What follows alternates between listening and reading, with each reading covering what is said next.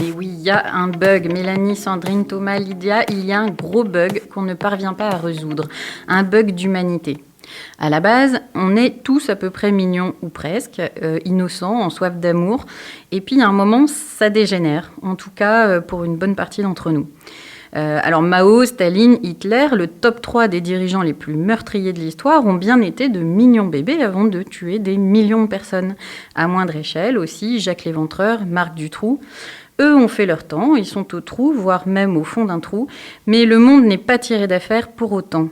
Car quelle que soit l'ampleur et la force, la violence et la folie des hommes leur survivent. Il y a un bug. En 2018, 70 millions de personnes ont fui la guerre, les persécutions et les conflits. C'est plus que la population de la France entière. Je me suis demandé si, dans notre longue histoire, on avait déjà eu la paix.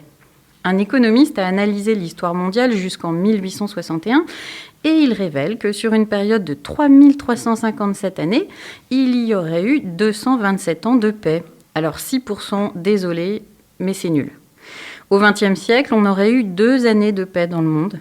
2%, c'est lamentable.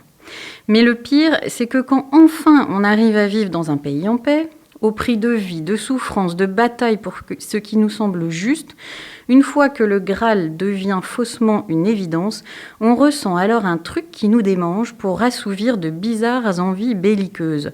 On joue à la bagarre, à Assassin's Creed, au paintball, on frissonne au chaud devant Game of Thrones, on écoute les nouvelles, on n'est pas déçu du voyage entre les agressions, les corruptions, la pédophilie, les viols, les fusillades, etc.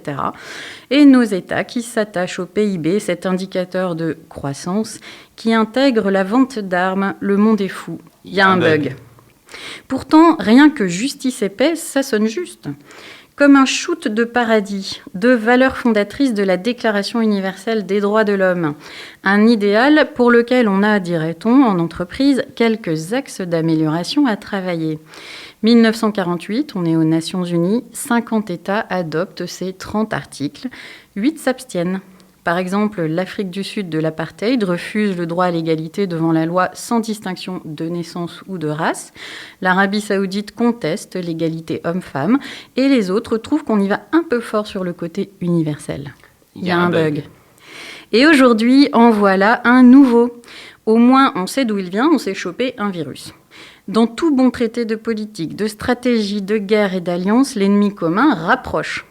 Alors que l'humanité doit combattre un ennemi commun inhumain, eh bien, on trouve encore le moyen de se battre. Et si peu ont entendu l'appel au cessez-le-feu l'an dernier d'Antonio Guterres, qui est le secrétaire général de l'ONU, et qui implore « Se faire la guerre est une folie.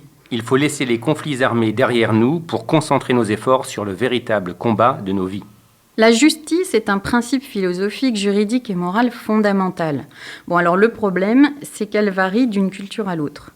Mais en 2019, l'ONU a enregistré 367 assassinats et 30 disparitions de défenseurs des droits de l'homme, de journalistes et syndicalistes dans 47 pays. 30% des détenus dans le monde n'ont pas eu de condamnation. La corruption, la fraude, le vol et l'évasion fiscale coûtent plus d'1 milliard d'euros par an aux pays en développement, ce qui pourrait nourrir les plus pauvres pendant 6 ans.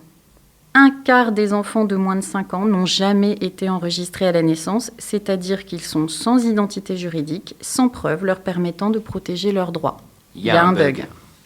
L'ONU rappelle que l'état de droit et le développement sont étroitement liés et se renforcent mutuellement, ce qui les rend essentiels pour le développement durable au niveau national et international. En France, encore une fois, nous avons beaucoup de chance. Mais ce qui peut paraître un dû, l'accès au droit, à la justice, relève aussi d'un combat de tous les jours. À travers l'éducation, les institutions, les associations, les citoyens et chacun de nous. Soyons-en des artisans sans relâche, car loin d'être acquises, elles sont nos fragiles précieux. Alors débeugons et disons oui aux illustres inconnus dans Jésus de Le Retour. Vous allez vous aimer les uns les autres, bordel de merde ? Oui.